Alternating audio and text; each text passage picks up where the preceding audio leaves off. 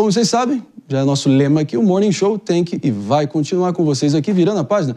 Até porque nos últimos meses, pessoal, já mencionamos aqui antes, nós temos acompanhado sempre, principalmente aqui na cidade de São Paulo, mais uma moda nessa eterna fonte de criatividade da bandidagem, da vagabundagem paulista. Até por várias pessoas cada vez mais serem atacadas pelas chamadas gangues da aliança. Nós até trouxemos alguns desses casos aqui para vocês, exatamente no dia onde eles ocorreram. Agora, essas quadrilhas, no entanto, pessoal, têm expandido os crimes e seguem mirando, além das alianças em joias, em relógios, em bolsas de luxo. Até para entender a dimensão do problema, nesse dia de hoje, eu proponho que a gente converse agora com o delegado Clemente Castiglione para saber mais detalhes sobre a ação desses bandidos e como você e eu podemos nos proteger deles. Então, bom dia, doutor. Obrigado pela presença. É aquilo, né? Se tem a vagabundagem numa ponta fazendo esse tipo de ação, é porque tem vagabundagem na outra ponta comprando exatamente o fruto dessas ações criminosas. Até que ponto essa coisa já chegou, escalou? Dá aqui realmente o panorama para a gente. Bom dia. Muito bom dia, eu agradeço a oportunidade. E de fato a gente tem observado uma alteração no modus operandi e uma alteração no alvo. Aqueles mesmos roubadores que estavam com motocicletas roubando celulares há algum tempo, eles passaram a roubar alianças por diversos fatores. E a abordagem, como você bem disse, ela tem que ser sistêmica.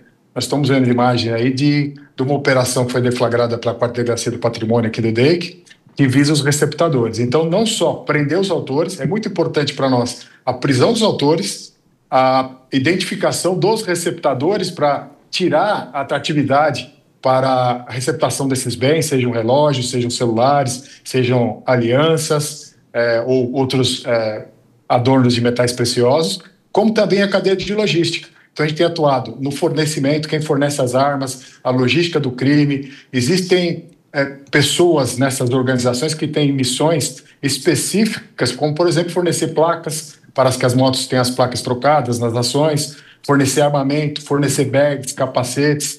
Então existe uma cadeia de logística, a ação e os receptadores. E aí o DEIC, toda a Polícia Civil vem atuando de uma forma a fazer um trabalho que tenha um efeito eficaz na repressão dessa modalidade. Inclusive, essa migração para a aliança, a gente entende como um sucesso na estratégia com repressão aos roubos celulares. Então, eles passaram a buscar aliança ou outros objetos de ouro, porque ele tem menor rastreabilidade. Uma vez derretido, uma vez passado ao receptador, fica mais difícil a identificação. Doutor Clemente, muito bom dia, obrigado pela presença aqui no Morning Show.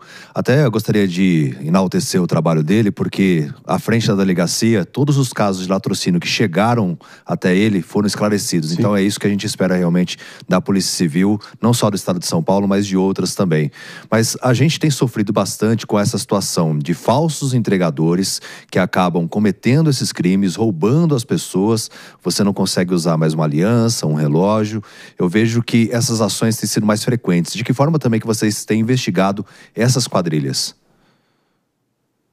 Essas quadrilhas, primeiramente, é interessante observar, você falou dos falsos entregadores. Eles se utilizam do expediente de utilizar bags como se fossem entregadores para que a gente no trânsito... Antigamente você via duas pessoas numa motocicleta, o condutor e o passageiro, você já ficava ressabiado, ficava desconfiado. Ultimamente eles já mudaram essa forma de abordagem, eles estão vindo com múltiplas motos, 2 ou 3 motos, mas para esse tipo de roubo com somente um indivíduo na moto, somente o condutor. Então esse cara vai estar armado, mas ele vai ter a cobertura de 2 outros 3. Então essa é uma alteração. Excetuada uma variação no roubo de moto, que é óbvio que ele tem que ter dois indivíduos por moto, porque se ele vai roubar um outro motociclo, o passageiro de uma das motos vai ter que assumir a condução da moto que vier a ser subtraída. Mas nesse roubo, é muito importante, até uma orientação da nossa Delegacia Geral, da Secretaria de Segurança Pública, reprimir o roubo na sua gênese. Por quê? Porque o indivíduo ele sai armado, e como você bem disse dos latrocínios, é o resultado mais grave que acaba acontecendo. Então o indivíduo sai, ele não se detém pelo respeito à vida, né? Infelizmente a gente tem batido na situação que esse tipo de roubador a gente percebe que não é uma falta de opção, e sim uma opção de vida. esse indivíduo e essa própria migração, essa alteração no modal, ele passou do celular e vai para a aliança, mostra que quando há uma repressão forte a uma modalidade, a um tipo de ação, ele vai ligar para outra, sempre buscando lucratividade e menor risco. Então, a ação tem sido sistêmica, mas o que é muito importante frisar é que, por exemplo, agora eu tive notícia ontem do Dr. Tiago, da primeira delegacia do patrimônio, que um dos roubadores, um dos latrocínios, foi próximo nas proximidades ali da Pompeia, ele tomou 54 anos. Então, a gente tem a preocupação de acompanhar também o processo e ver como o judiciário tem recebido as provas e, com isso, aprimorado o nosso conjunto probatório. Então, não adianta achar o autor e apresentar. A gente também está fazendo um conjunto probatório com provas técnicas, provas objetivas, para que ele efetivamente fique preso. A gente sabe que existem diversos recursos para que a pena não seja cumprida integralmente, que esse é um desejo, uma reivindicação da gente, a progressão, esses inúmeros recursos onde o indivíduo volta para a rua e volta a delinquir, mas quanto maior a quantidade de pena, quanto maior for a condenação, mais tempo ele vai demorar para ter acesso a esses benefícios e voltar para as ruas e combater outros crimes, e cometer outros crimes. Bom dia, delegado. Mano Ferreira aqui. Parabéns pelo trabalho e pelos esclarecimentos. A minha pergunta é a seguinte: o senhor demonstrou com muita clareza como, na prática, a gente está falando de grupos que têm uma atuação basicamente profissionalizada para o crime e que, portanto, se não tiver a capacidade do Estado de interromper, digamos assim, a carreira criminosa, eles vão buscar chegar até o topo. Então, nesse sentido, na avaliação do senhor, a legislação atual, o que é que a gente precisaria, se tivesse que escolher uma mudança para aumentar a efetividade no combate a esse tipo de criminoso, qual seria a escolha do senhor? Não falando institucionalmente, mas como observador e operador de direito e como policial há 34 anos, eu diria sem dúvida nenhuma que seria o cumprimento integral ou o cumprimento de quase a pena na sua totalidade. A gente percebe, por exemplo, isso é um fato axiomático. A gente pega um indivíduo que ele está sendo preso e ele tem 14 passagens, 15 passagens, significa que a polícia o prendeu 14 vezes e ele foi solto 15 porque ele está na rua. Então, isso não é uma crítica para o sistema de justiça criminal, porque o Judiciário, o Ministério Público estão todos atrelados ao sistema legal. Então, certamente eu lhe diria que é evitar o retrabalho, que é evitar tirar esse indivíduo da rua, que ele efetivamente cumprisse as penas. Então, nós temos penas, por exemplo, latrocínio que chegou a 30 anos, e nós tivemos um condenado, que eu acabei de citar, que tomou 54 anos.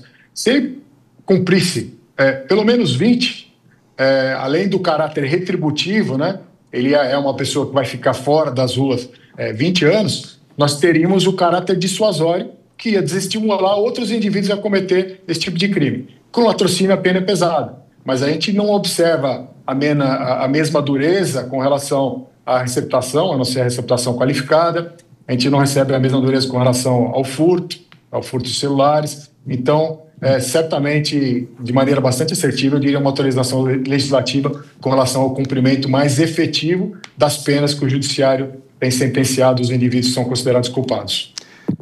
É isso aí. Enquanto isso, o cidadão comum, trabalhador honesto, segue aí se locomovendo com medo, os que podem com isso filme no vidro, os que podem talvez um pouco mais por detrás dos blindados, mas escondendo o celular, enfim, tendo que ter celular reserva para o assalto e até escondendo a aliança. Mas, claro, o trabalho que vocês têm feito vai contra isso, vai para virar esse jogo e certamente merece ser exaltado. Delegado Castiglione, obrigado demais pela presença aqui. Ele que é do DEIC, Departamento Estadual de Investigações Criminais da Polícia Civil de São Paulo. Vocês estão na direção certa e a sociedade agradece. Obrigado. Eu que agradeço e a oportunidade de falar para tão especiais ouvintes aí. Obrigado. É isso aí, meus queridos e minhas queridas. Seguimos adiante aqui. Muitos outros temas para a gente seguir repercutindo com vocês, mas, Michele Barros, você já tem dimensão do tamanho desse problema? Da segurança pública? Não, principalmente dessa nova modalidade de assaltos e a criatividade e ousadia crescente, especificamente com alianças e bolsas e bens de maior luxo ainda. É impressionante que antigamente a gente falava da criminalidade aqui em São Paulo e a gente sabia que tinha violência e tal, mas não estava tão perto. A gente sabia quais eram os locais específicos da atuação desse tipo de gangue. Hoje eu acho que está mais espalhado. Exatamente. Eles estão agindo, como o doutor mencionou, de uma forma mais coordenada, profissional. E é importante identificar, como ele mencionou, quem fornece, quem está pegando e quem está vendendo lá na ponta. E é importante a gente dizer também para a sociedade, porque tem gente que vai lá e compra o celular que não sabe de onde veio a procedência do celular, ou vai comprar uma joia, alguma coisa, também não sabe de onde veio, não tem nota fiscal. E você compra porque você acredita estar dando uma vantagem, levando uma vantagem em relação àquilo. Só que você, no fim das contas, provavelmente pode estar fazendo parte de um esquema criminoso que vitimiza a sociedade como um todo. Jess. Não, acho que isso é muito importante, acho que isso é fundamental. O delegado até abordou, né? A receptação tem uma pena muito branda, de 1 ano até 4 anos. Então, não tem uma pena dura. E com isso, as pessoas, elas têm um universo de venda desses itens roubados que não aconteceria se todo mundo pedisse nota fiscal, se todo mundo pensasse, pô, eu tô aqui nessa vendinha, nesse local, né? Tem lugares, e não só em São Paulo, no Brasil inteiro, pegando minha cidade, Goiânia, Feira da Marreta, todo mundo sabe que tudo que tem lá é roubado. Até tem um amigo que uma vez foi buscar um celular, achava que estava lá, não achou o item, mas foi lá. Então, assim, existe uma questão na receptação que permite, que incentiva esses crimes. Porque, afinal de contas, a pessoa vai, pega, revende, fala que não sabia e a pena é menor. Então, assim, se a gente quer endereçar esse problema, um dos passos é mudar a pena da receptação. Colocar a pena da receptação a mesma pena da receptação qualificada, que é o que o delegado também colocou aqui. E é isso. E a violência cada vez mais virando paisagem, o medo cada vez mais se tornando a regra, mas a Jovem Pan jamais se furtando de realmente propor soluções, por menor que seja, mas nesse caso está sendo uma baita adesão e realmente muito consequente. A campanha chega e veio para ficar e realmente a gente está aqui engajando a todos vocês para realmente contar a história de vocês, para a gente ter a dimensão, porque só sabendo onde a gente está, a gente pode imaginar para onde a gente pode ir juntos e a campanha chega, a gente faz questão aqui de ressaltar. Vamos lá. Chega de crime, de assalto, de medo, de impunidade. Chega, uma campanha da Jovem Pan contra o crime. É isso aí, David Tasso, que é essa sensação, né? Parece cada vez mais o cidadão comum, o trabalhador honesto, parece um intruso no próprio país, né? E a gente não pode deixar isso acontecer. E a criminalidade cada vez mais, né, criando mecanismos para agir contra a sociedade. Como, por exemplo, antes da participação ao vivo aqui, o Dr. Clemente estava conversando com ele. Ele prendeu uma quadrilha que atuava num call center do crime, aplicando golpes. E existia até mesmo uma espécie de coach. É isso mesmo. A mulher servia como coach, motivando os outros que vai dar tudo certo. Então, realmente, a gente precisa avançar e o nosso papel é justamente esse, te dar voz para que você possa dar o seu relato e dessa forma participar da nossa campanha. Ou pelo QR Code aqui escaneado na sua tela, ou até mesmo por meio da hashtag Já Foi Assaltado nas redes sociais, que nosso grande foco é ouvir as autoridades de que forma que elas têm avançado para combater toda a criminalidade.